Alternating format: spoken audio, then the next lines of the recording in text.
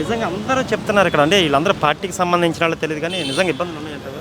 చాలా ఇబ్బందులు ఉన్నాయి. ఒక ఇబ్బంది ఏమైనా ఉంది ఇప్పుడు ప్రజాస్వామ్యంలో ఎలా ఉండదంటే ప్రజలకు స్వేచ్ఛ అనేది లేదు. ఇప్పుడు ఒక కార్మికుడు పనిచేస్తున్నారంటే 10 మంది కార్మికులు ఎగబడుతున్నారంటే పరిస్థితి ఏ విధంగా వచ్చిందన్నది ఒకసారి ప్రభుత్వం ఆలోచించుకోవాలి.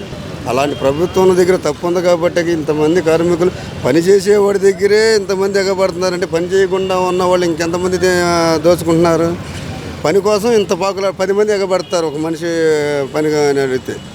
ఆ వచ్చిందే అందరం తీసుకుందామని వెళ్ళే పరిస్థితి అయిపోయింది ఈ సెంటర్. మరి ఆ పరిస్థితిని తీసుకొచ్చినది ఎవరు, దాని కారణాలు ఏంటి అని ఆలోచిస్తే ఆటోమేటిక్గా అందరికి అర్థమైపోతాం. పరిస్థితుల్లో మాత్రం చాలా మార్పు ఉంది. అదే మాకు ఆయన చెప్పింది ఏంటంటే పేదల ప్రభుత్వం, మేము పేదలకు అన్నీ చేశానంటే గ్రౌండ్ లెవెల్లో బాగుంది అనుకున్నాను. ఎందుకు చేశారు, ఏం చేశారండి? ఇప్పుడు పేదలకి ఏం చేశాడంటే ఒకటి మాట, ఇప్పుడు పావులు ఇస్తున్నాడు, రూపాయి తీసేసుకున్నాడు. అది ఎవరికైనా తెలుస్తుందా? కొంతమందికి తెలుస్తుందో కొంతమందికి తెలియట్లేదు. ఒకసారి ఆలోచించండి. అమ్మ ఒడి ఇస్తున్నా అన్నాడు, నిరుద్యోగ వృత్తి ఇస్తా అన్నాడు. నేను మేస్త్రిగా నేను కూలోని అన్ని రకాలుగా వెళ్తూనే ఉంటాను.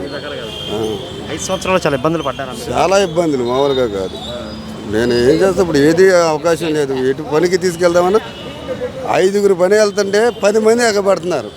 మరి అది పరిస్థితి. ఆ పనులకి మరి ఇంత కాంపిటీషన్ ఉంటే కదమా వాటికి ఇంకెంత కాంపిటీషన్ వస్తుంది ఒకసారి ఆలోచించండి. మరి ఈ ప్రభుత్వం వల్ల ఏంటి అనేది ఒకసారి మనం కూడా ఆలోచిస్తే దీనికి ముఖ్య కారణం మన జగన్ ప్రభుత్వం చాలా ఇసుక కూడా చాలా ఆపేశాడు. దానివల్ల కూడా చాలా ఇబ్బందులు పడ్డారు. చెప్తున్నట్టు అసలు వాస్తవ పరిస్థితులు చాలా తేడాగా ఉంది. లేబర్కి బాగు చేశాను అనేది చాలా అబద్ధంలా ఉంది. మీరు లేబర్ను బాగు చేయడం అంటే ఏమి ఇచ్చాడండి? ఎవరు వేసేది ఓట్లకి? తూర్పు నియోజకవర్గం ఎలా ఉంటుంది? ఇది ఇక్కడదేనా? అదే ఎలా ఉండబోతుంది? టీడీపీ వస్తుందండి. గద్దె రామ్మోహన్ గారు, గద్దె రామ్మోహన్ ఆయనే ఉన్నాడు.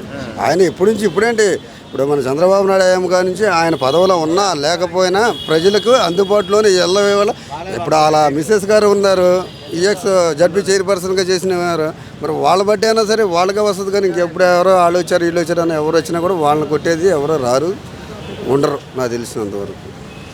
అది అవినాష్ గారు డబ్బుతోటి ఏమన్నా రాజకీయం చేయాలి? అది ఏమన్నా చెప్పలేమే కాదు. అంతా ఆయన ఇష్టం. ఆయన రాజకీయం వేరుగా ఉంటుంది కాబట్టి జగన్ రాజకీయంతో పాటు ఆయన రాజకీయం కూడా వేరుగా ఉంటాయి. ఇవన్నీ ఆయన మనం చెప్పలేము ఏంటి అన్నది అంతా వ్యక్తిగతంగా ఉంటుంది. ఏం తమ్ముడు ఆయన మాట్లాడతాడు, ఆయనకే తెలుసు. మరి మా నియోజకవర్గం మనిషి ఆయన. పథకాలు ఇస్తున్నాడండి.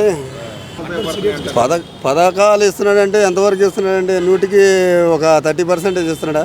అందుట్లో మా 30% ఇచ్చేసి 100% లాగేస్తాడు. ఆడదానికి ఇస్తాడు, మగవాడి దగ్గర నుంచి లాగేస్తాడు. ఒకప్పుడు ముందు రేట్లు ఎలా ఉన్నాయి, ఇప్పుడు ఎలా ముందు రేట్లు ఉన్నాయి. దాన్ని బట్టి అయినా ప్రజల్లో కూడా మార్పు రావాలి. కాబట్టి ఇప్పుడు తాగేవాడిని ఎవడో ఆపలేడు. ఆయన కట్టేసి పట్టేసినా ఆడు తాగుతూ మాండవు. అలాంటి పరిస్థితుల్లో ఉన్నప్పుడు నువ్వు తాగుని నువ్వు మద్య నిషేధం చేసేస్తాను, అది చేసేస్తానని వాళ్ళ రోజు ఆ మద్యం మీద ప్రభుత్వం నడిపిస్తున్నాను అన్న సంగతి ప్రజల్లో చాలామంది కూడా అవగాహన కూడా వచ్చేసింది. మరి అలాంటి ప్రభుత్వంలో నువ్వు నడిపించేది ఏంటి? పావులు ఇస్తున్నావు, రూపాయి తీసేసుకుంటున్నావు. అది ప్రజలు గమనించారు కూడా చాలామంది కూడా. వచ్చే గవర్నమెంట్ ఏం కావాలంటే ఇప్పుడు వాళ్ళ ప్రభుత్వాన్ని మన రాష్ట్రాన్ని డెవలప్మెంట్ చేయాలి. అది మన రాష్ట్రం ఇప్పుడు ఏమైపోయింది, 3 రాజధానులు అన్నాడు. ఇప్పుడు హోదా వేస్తున్నారు, ప్రత్యేక హోదా అన్నారు, ఏమీ లేదు. ప్యాకేజ్ అన్నారు, ఏమీ ఇవ్వట్లేదు. మరి అలాంటప్పుడు రాష్ట్రం ఇప్పుడు డెవలప్మెంట్ అవ్వాలంటే కనీసం ఏంటి మనకు కావాల్సిన వనరులు ఏంటి, మనకు కావాల్సినవి ఏంటి, ఏది అన్నీ కూడా మనం ఆ సరైన నాయకుడిని నిర్ణయించుకోవాలన్నది ఇప్పుడే మన ప్రజల్లోనే, మన ప్రజల దగ్గరే ఉంది. దాన్ని కూడా గమనించి అందరూ కూడా దానికి తగ్గట్టుగా ఓటేసి ఎవరైతే నడిపిస్తారో సమర్థంగా అలాంటి నాయకుడిని ఎన్నుకోవాలని నేనైతే కోరుకుంటున్నా. అది ఒకళ్ళ గురించి నాకైతే తెలియదు. అది